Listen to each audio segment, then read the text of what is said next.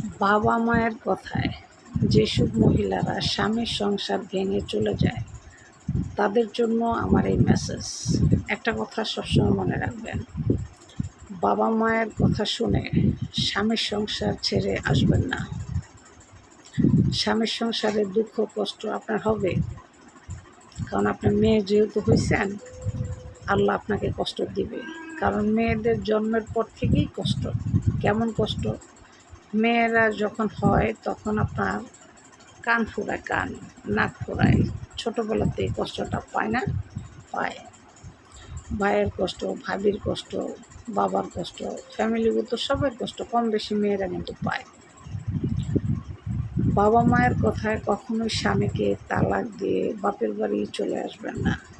এটা জঘন্য থেকে জঘন্য অপরাধ। সবসময় একটা কথা মনে রাখবেন, বাবা মা চিরকাল কারো থাকে না, আপনারও থাকবে না। স্বামী সেও থাকবে না, কিন্তু স্বামীর পাশে একটা স্ত্রী থাকার অবশ্যই দরকার আছে। আপনি একটা ভুল করছেন, আপনার স্বামী একটা চটকানা দিতেই পারে। সে আপনাকে খাওয়ায়, পড়ায়, ভরণ পোষণ করে, একটা চটকানা তার দেওয়ার অধিকার আছে।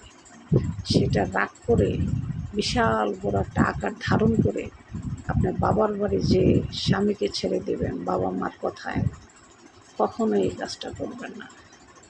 এটা জঘন্য থেকে জঘন্য অপরাধ। এই ভুলটা আপনারা কেউ করবেন না।